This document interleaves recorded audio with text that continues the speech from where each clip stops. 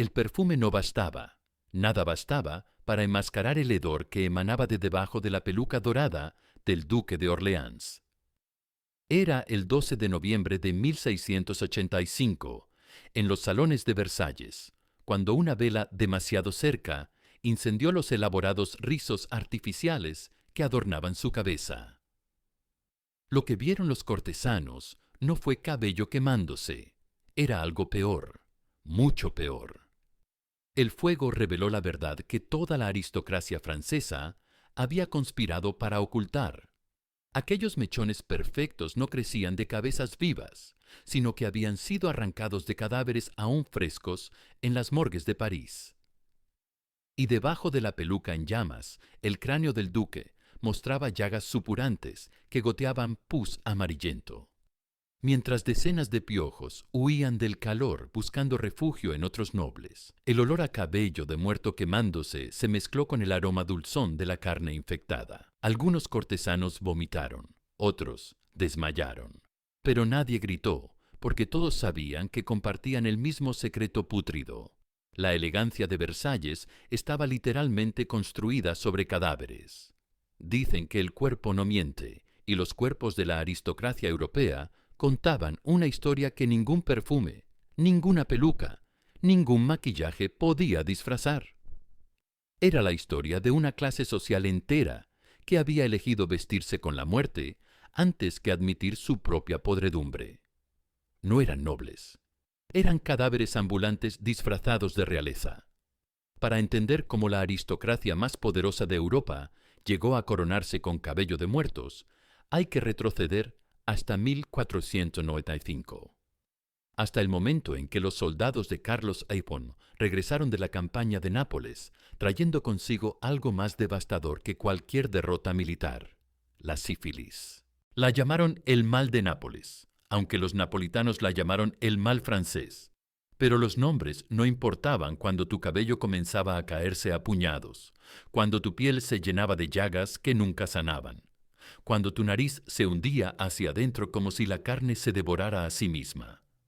La sífilis llegó a Europa como una maldición dirigida específicamente contra los poderosos.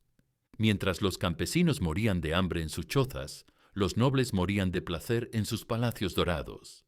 Era una enfermedad que se transmitía a través del vicio que solo ellos podían permitirse: la lujuria sin límites. Francisco I de Francia fue uno de los primeros en sucumbir. A los 30 años, el rey, que había sido descrito como el más hermoso príncipe de la cristiandad, comenzó a perder mechones enteros de cabello. Su barba, que había sido el orgullo de la corte, se redujo a unos pocos pelos ralos que no lograban ocultar las úlceras que cubrían su mentón. Pero Francisco tenía un problema mayor que su vanidad herida: era rey. Y un rey calvo, con llagas supurantes en la cara, no podía mantener el respeto de sus súbditos ni el miedo de sus enemigos. La corona exigía majestuosidad, y la majestuosidad requería cabello. Fue entonces cuando los artesanos del engaño comenzaron a prosperar. Barberos convertidos en alquimistas, peluceros que se volvieron arquitectos de la mentira. Su misión era simple, pero macabra: devolver a la nobleza la ilusión de humanidad que la sífilis les había arrebatado.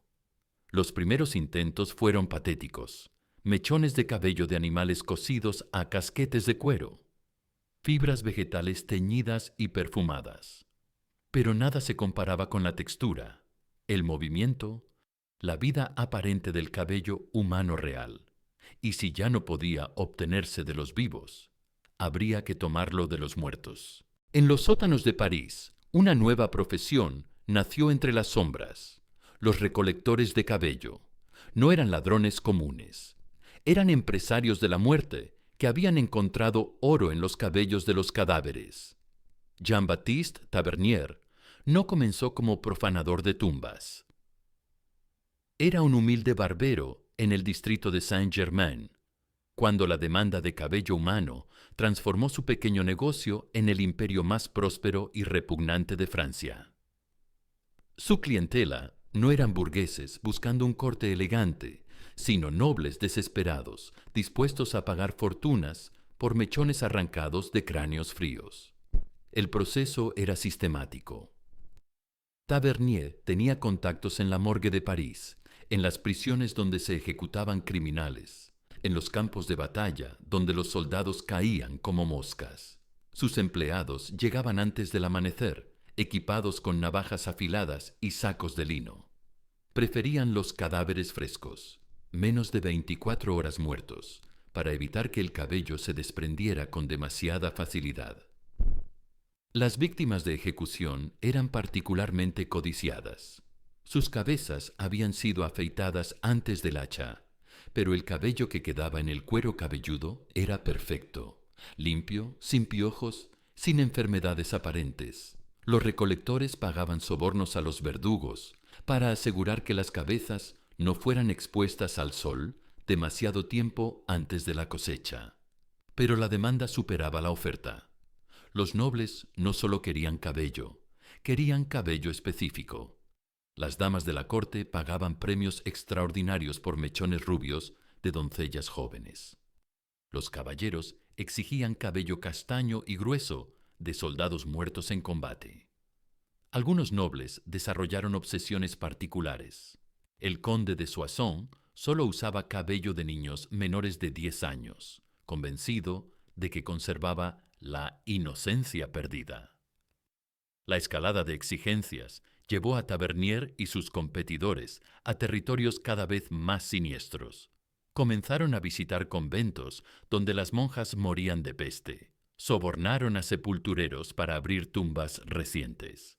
Algunos susurraban que incluso asesinaban mendigos y huérfanos por su cabello, aunque esas acusaciones nunca fueron probadas. El cabello recolectado no se usaba inmediatamente. Primero debía ser purificado mediante lavados con lejía, vinagre y agua hirviente. Luego se clasificaba por color, textura y longitud. Los mechones más finos se reservaban para los flequillos y patillas. Los gruesos formaban la base de las pelucas. Los crespos se desenredaban mecánicamente hasta quedar lisos. Cada peluca requería el cabello de al menos 3 cadáveres diferentes para lograr el volumen que la moda aristocrática exigía. Las más elaboradas, como las que usaba Luis XIV, contenían cabello de hasta 20 personas muertas, entretejido en capas que podían pesar más de 2 kilogramos. La fabricación de una peluca aristocrática era un proceso que combinaba arte, química y necromancia. Los maestros peluceros guardaban sus secretos como los alquimistas protegían sus fórmulas, pero los fundamentos eran siempre los mismos: engañar a la naturaleza usando los despojos de la muerte. La base de toda peluca aristocrática era un casquete de lino empapado en aceites. No aceites cualquiera, mezclas específicas de sebo animal, esencias florales y el ingrediente secreto, esperma de ballena. Esta combinación creaba una barrera impermeable que protegía el cráneo enfermo del contacto directo con el cabello de cadáver. Pero el problema no era solo estético. Los nobles sifilíticos no solo habían perdido el cabello. Sus cráneos secretaban constantemente pus, sangre y un líquido amarillento que los médicos llamaban humor corrupto. Las pelucas debían estar diseñadas para absorber estas secreciones sin que se filtraran hacia el exterior. La segunda capa consistía en algodón cardado empapado en perfumes de Arabia. No era lujo, era supervivencia. El olor que emanaba de las cabezas infectadas era tan penetrante que podía detectarse a varios metros de distancia. Los perfumistas de la corte desarrollaron fragancias específicamente diseñadas para enmascarar el hedor de la carne podrida, combinaciones de ámbar, almizcle y especias orientales que creaban nubes aromáticas tan densas que hacían lagrimear los ojos. Encima de esta base perfumada se cosía el cabello de los muertos. Los artesanos más hábiles lograban que cada mechón pareciera crecer naturalmente del cuero cabelludo. Utilizaban agujas de hueso para perforar el lino sin dañar las fibras capilares. Cada cabello era insertado individualmente, anudado desde el interior y luego peinado hacia adelante para ocultar las costuras. El resultado final era una obra maestra de la falsificación. Visto desde la distancia, nadie podría distinguir una peluca bien construida del cabello natural. Pero de cerca, el engaño se volvía evidente. La textura era demasiado perfecta, el brillo demasiado uniforme. Y siempre, siempre, había un olor subyacente que ningún perfume lograba disfrazar completamente. Los nobles aprendieron a moverse de manera particular para mantener la ilusión. Evitaban los movimientos bruscos que pudieran desplazar la peluca. Desarrollaron técnicas específicas para inclinarse sin que el peso artificial se notara. Las damas practicaban sonrisas que no arrugaran demasiado la frente, para evitar que el lino se corriera. Pero las pelucas no eran solo disfraces. Se convirtieron en ecosistemas prósperos para una vida que ningún noble había anticipado: los parásitos. El ambiente cálido y húmedo, creado por las infecciones del cuero cabelludo, era perfecto para la reproducción de piojos, pulgas y una variedad de ácaros que encontraron en las pelucas aristocráticas el paraíso terrenal. Estos parásitos no solo se alimentaban de la sangre y las secreciones de sus portadores, se reproducían a un ritmo alarmante. Lady Catherine Parr, una de las damas de honor de Ana Bolena, escribió en su diario privado una descripción que helaba la sangre. Al retirar mi tocado esta mañana, encontré que se movía por sí solo. Centenares de pequeñas criaturas habían hecho nidos entre los rizos. Cuando intenté sacudirlas, cayeron sobre mis hombros como una lluvia viviente. Los médicos de la corte desarrollaron tratamientos cada vez más desesperados. Rociar las pelucas con mercurio líquido se volvió práctica común, sin importar que el metal pesado causara temblores, pérdida de dientes y demencia gradual. Algunos nobles aplicaban arsénico directamente sobre el cuero cabelludo, creyendo que el veneno mataría tanto los parásitos como las infecciones. El resultado era predecible: envenenamiento sistémico que se sumaba a la sífilis original. Los nobles no solo se pudrían por la enfermedad venérea, sino que se intoxicaban lentamente con los químicos que usaban para ocultarla. El duque de Nemours desarrolló lo que los médicos llamaron el temblor del plomo, después de años de aplicar pintura blanca sobre las llagas de su rostro. Sus manos temblaban tanto que necesitaba ayuda para sostener una copa de vino, pero seguía usando maquillaje porque, en sus propias palabras, «Prefiero morir hermoso que vivir monstruoso». La duquesa de Montpensier perdió la capacidad de hablar coherentemente después de usar durante meses una mezcla de mercurio y azufre para eliminar los piojos de su peluca. Balbuceaba palabras sin sentido mientras saliva constantemente, pero continuaba asistiendo a las recepciones de la corte porque, según su confesor, la vanidad es más fuerte que la razón. Los nobles no se conformaban solo con ocultar la calvicie. Querían recuperar la belleza perdida, sin importar el precio que sus cuerpos tuvieran que pagar. Los cosméticos medicinales se volvieron la última frontera en la batalla contra las marcas de la sífilis. El plomo era el ingrediente estrella de la cosmética aristocrática. Mezclado con vinagre y clara de huevo, creaba una pasta blanca que, aplicada sobre el rostro, ocultaba las llagas y le daba a la piel una palidez fantasmal que se consideraba el epítome de la elegancia. Pero el plomo no solo cubría las imperfecciones, las empeoraba. Cada aplicación destruía más células de la piel, creando úlceras nuevas que requerían más maquillaje para ser ocultadas. El mercurio se usaba como elixir de juventud. Los nobles lo bebían mezclado con vino, convencidos de que purificaría su sangre infectada. Algunos se inyectaban mercurio directamente en las venas, creyendo que atacaría la sífilis desde dentro. Lo que obtenían era algo mucho peor: necrosis de los tejidos internos, que los hacía pudrirse desde adentro hacia afuera. Catalina de Médici fue pionera en el uso de arsénico como cosmético. Lo aplicaba alrededor de los ojos para crear un efecto soñador que ocultaba las cataratas causadas por la sífilis. El arsénico le daba a su mirada una intensidad inquietante, pero también la estaba matando lentamente. Sus últimos retratos muestran a una mujer con la piel grisácea y los ojos hundidos de alguien que ha sido envenenado durante décadas. Pero quizás el tratamiento más grotesco era el baño de sangre virginal. Algunos nobles, convencidos de que la sangre joven podría revertir los efectos de la sífilis, pagaban fortunas por bañarse en sangre fresca de doncellas. Elizabeth Bathory no fue la única en practicar esta barbarie. Era simplemente la más eficiente. Los médicos de la corte no solo toleraban estas prácticas, las fomentaban. Cobraban sumas astronómicas por tratamientos que consistían en aplicar sustancias cada vez más tóxicas sobre cuerpos ya envenenados. Algunos desarrollaron especialidades específicas. El doctor Paré se hizo famoso por sus máscaras de juventud, hechas con plomo, mercurio y orina de niño. El doctor Silvius creó elixires capilares que supuestamente harían crecer cabello nuevo, pero que en realidad quemaban químicamente el cuero cabelludo. La farsa no podía durar para siempre. Y no duró. La noche del 12 de noviembre de 1685 se convertiría en la fecha que marcaría el fin de la era de las pelucas de cadáver en Versalles.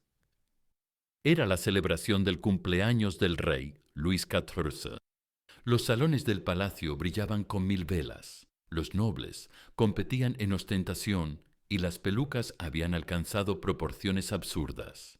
Algunas medían más de medio metro de altura, construidas con estructuras de alambre cubiertas por docenas de mechones de cabello de muerto. El duque de Orleans había encargado especialmente para la ocasión una peluca que era una obra maestra de la artificialidad.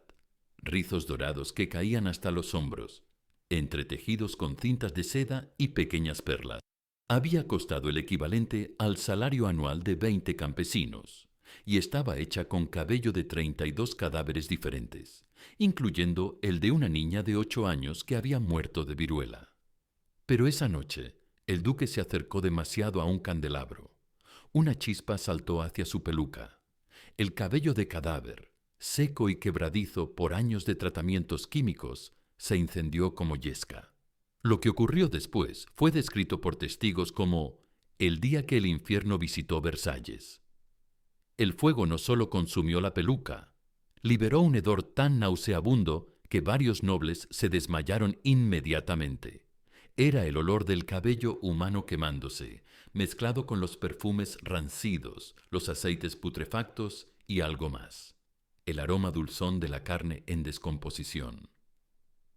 Mientras los criados intentaban apagar las llamas, la peluca se deshizo completamente, revelando el cráneo del duque en toda su putrefacta gloria.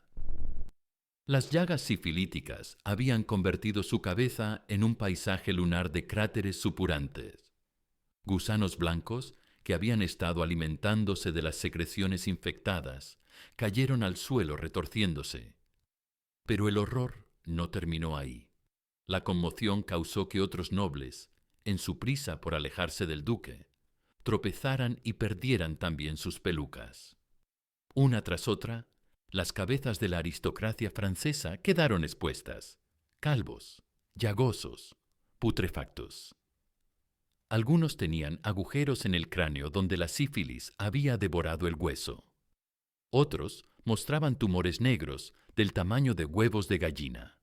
El rey, Luis XIV, que había estado observando desde su trono, se levantó lentamente y se retiró sin decir palabra. Nunca más volvería a usar peluca en privado. La ilusión había muerto esa noche, quemada junto con el cabello de los muertos. El incendio de Versalles no fue solo un accidente, fue una revelación. En las semanas que siguieron, nobles de toda Europa comenzaron a abandonar sus pelucas, no por vergüenza, sino por miedo. Miedo de que sus propios secretos pudieran ser expuestos de manera tan dramática. Los recolectores de cabello de cadáver vieron desplomarse su imperio de la noche a la mañana. Jean-Baptiste Tavernier, que había amasado una fortuna vendiendo cabello de muertos, murió en la ruina más absoluta. Sus almacenes, llenos de toneladas de cabello putrefacto, fueron quemados por orden real. El humo negro que se alzó sobre París durante 3 días fue descrito por los cronistas como el aliento del infierno liberado. Algunos nobles intentaron mantener la farsa. Encargaron pelucas hechas con cabello de animales, fibras vegetales, incluso hilos de seda. Pero nada se comparaba con la textura y el movimiento del cabello humano. Y todos sabían que bajo esas alternativas seguían ocultando la misma putrefacción. La industria cosmética también colapsó. Los médicos que habían promovido tratamientos con plomo, mercurio y arsénico fueron expulsados de las cortes. Algunos fueron juzgados por envenenamiento, aunque la mayoría logró huir antes de enfrentar las consecuencias de décadas de mala praxis. El duque de Orleans sobrevivió al incendio, pero no a la vergüenza. Se retiró a sus propiedades en el campo, donde vivió como un ermitaño hasta su muerte. Nunca más volvió a aparecer en público y se rumoreaba que había desarrollado una fobia patológica al fuego. Su cráneo, según describieron los médicos que lo atendieron hasta el final, nunca sanó completamente. Las llagas siguieron supurando hasta el día de su muerte. Años después del gran incendio, cuando los historiadores comenzaron a documentar la era de las pelucas de cadáver, descubrieron que el horror había sido mucho más sistemático de lo que nadie imaginaba. Los registros de las morgues de París revelaron que entre 1500 y 1685 habían desaparecido más de 50.000 cadáveres, no completos, solo sus cabezas. Los expedientes policiales mencionaban desapariciones misteriosas de cuerpos recién enterrados, tumbas profanadas y un mercado negro de partes corporales que había operado durante casi 2 siglos sin que las autoridades intervinieran. Porque las autoridades también eran clientes.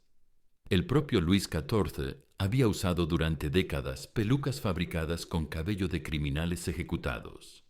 El cardenal Richelieu había pagado fortunas por mechones de vírgenes muertas, convencido de que conservaban poderes espirituales. La reina Ana de Austria había coleccionado cabello de santos muertos, que mezclaba con el de pecadores para crear lo que llamaba pelucas del equilibrio moral. Los cementerios de París fueron excavados en 1686 para evaluar el daño. Lo que encontraron fue apocalíptico. Miles de tumbas violadas, cadáveres decapitados, restos humanos esparcidos por todas partes. El número de profanaciones era tan alto que fue imposible realizar un conteo exacto. Algunas estimaciones sugieren que 1 de cada 3 tumbas había sido saqueada para alimentar la vanidad aristocrática. Pero quizás el descubrimiento más perturbador fue el de los jardines secretos. Terrenos propiedad de nobles, donde habían enterrado clandestinamente a mendigos, huérfanos y enfermos terminales que habían comprado específicamente por su cabello. Estos cementerios privados, ocultos en los bosques que rodeaban los castillos, contenían cientos de cuerpos de personas que habían desaparecido sin dejar rastro. El conde de Saint-Germain había convertido una sección completa de su propiedad en lo que él llamaba su granja capilar, un lugar donde mantenía prisioneros a mendigos y enfermos mentales, alimentándolos con restos hasta que su cabello alcanzara la longitud deseada, para luego ejecutarlos y cosechar sus cabelleras. Cuando las autoridades descubrieron este lugar en 1687, encontraron más de 200 esqueletos enterrados en fosas comunes. Siglos después, cuando los arqueólogos comenzaron a excavar los cementerios aristocráticos de la época, encontraron evidencia física que confirmó los horrores descritos en las crónicas. Los esqueletos de nobles del siglo XVII mostraban niveles de envenenamiento por metales pesados tan altos que habrían sido letales por sí solos. El análisis forense reveló que la mayoría había muerto no de sífilis, sino de intoxicación crónica por plomo, mercurio y arsénico. Sus huesos estaban literalmente impregnados de veneno. Algunos cráneos mostraban agujeros causados no por enfermedades, sino por la corrosión química de los cosméticos que habían usado durante décadas. Los restos de pelucas encontrados en las tumbas confirmaron lo peor. Estaban hechas con cabello humano, mezclado con fibras animales y materiales sintéticos de la época. Pero el análisis de ADN reveló algo que los documentos históricos no habían mencionado. Muchas de esas pelucas contenían cabello de niños menores de 10 años. Dicen que el cuerpo no miente, y los cuerpos de la aristocracia europea del siglo XVII contaron una historia de vanidad llevada hasta extremos genocidas. No fueron víctimas de las enfermedades venéreas, fueron víctimas de su propia negativa a aceptar las consecuencias de sus actos. Su cuerpo no les pertenecía. Le pertenecía a un sistema que valoraba las apariencias por encima de la humanidad, que prefería la muerte disfrazada de belleza antes que la vida marcada por la imperfección. Cuando una clase social deja de valorar la vida humana, deja de ser humana. Esta no es la historia de una época lejana y bárbara.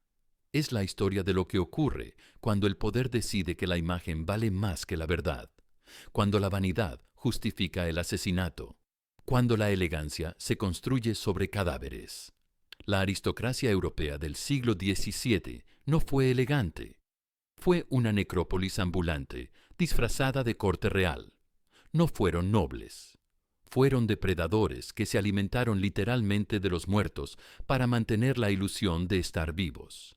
Y aún hoy, siglos después, cada vez que priorizamos la imagen sobre la sustancia, cada vez que ocultamos la putrefacción con perfumes caros, cada vez que construimos nuestra belleza sobre el sufrimiento ajeno, estamos repitiendo el mismo patrón macabro que convirtió a Versalles en un mausoleo perfumado.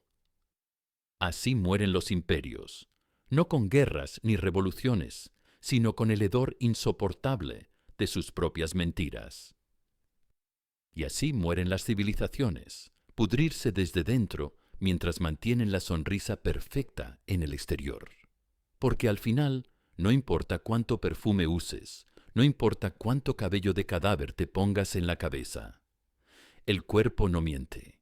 Y la verdad, tarde o temprano, siempre sale a la luz, aunque tenga que esperar a que una chispa la libere.